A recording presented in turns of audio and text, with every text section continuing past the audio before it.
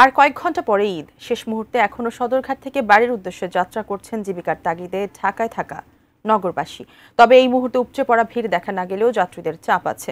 সহকর্মী মনিরুল ইসলাম মিন্টু আছেন সদরঘাটে, আমরা বিস্তারিত জানতে তার সঙ্গে সরাসরি যুক্ত হচ্ছি। মিন্টু, আমরা কিছুক্ষণ আগে দেখছিলাম যে যাত্রীদের চাপ কিছুটা বাড়তে শুরু করেছে। এখন আসলে যাত্রীদের চাপ কতখানি এবং কতটা নির্বিঘ্নে আসলে তারা পৌঁছাতে পারবে বলে মনে হচ্ছে?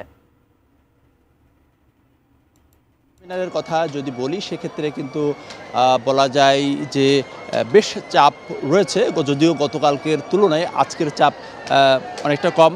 এরপরেও কিন্তু সময় যত গড়াচ্ছে বাড়ি ফেরার যে চাপ সেটি লক্ষ্য করা যাচ্ছে। আমরা কিছুক্ষণ আগে বিআইডব্লিউটি এর একজন কর্মকর্তার সঙ্গে কথা বলছিলাম। বিআইডব্লিউটি এর একজন কর্মকর্তার সঙ্গে কথা বলছিলাম।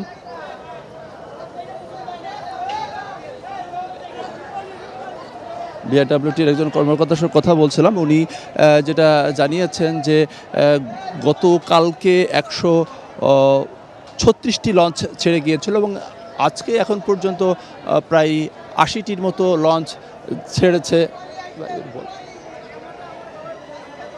80টির মতো লঞ্চ ছেড়ে গিয়েছে এবং ধারণা করা হচ্ছে যে 120টির মতো লঞ্চ হয়তোবা আজকে ছেড়ে যাবে, এমনটি ধারণা করা হচ্ছে। যাত্রীদের যে চাপ রয়েছে সেক্ষেত্রে সার্বিক নিরাপত্তার জন্য এখানে নৌপুলিশ রয়েছে, সেই সঙ্গে বিআইডব্লিউটি এর কর্মকর্তাদের সার্বক্ষণিক তদারকি রয়েছে। এর মধ্যে কিন্তু যে হকারদের যে উৎপাত সেটি কিন্তু রয়েছে। তবে আজকে যেহেতু আবহাওয়া ভালো রয়েছে, দুপুর এক পশলা বৃষ্টি হয়েছে, এরপরে কিন্তু এখন বেশ আবহাওয়া ভালো। সেক্ষেত্রে যেহেতু নৌপথে যাতায়াত, সেক্ষেত্রে আবহাওয়া যেহেতু ভালো রয়েছে, আশা করা যাচ্ছে যে যারা যাচ্ছেন তারা অনেকটা নির্বিঘ্নেই যেতে পারবেন।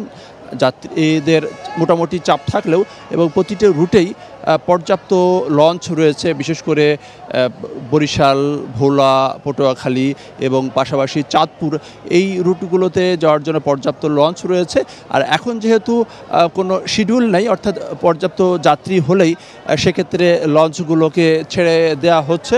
সব কিছু মিলিয়ে বলা যায় শেষ মুহূর্তের যে যাত্রা, লঞ্চে যে যাত্রা, সেটি কিন্তু বলা যায় যে অনেকটা নির্বিঘ্নেই যেতে পারছেন, যদিও ভাড়া নিয়ে আসলে যাত্রীদের কিছুটা প্রশ্ন রয়েছে।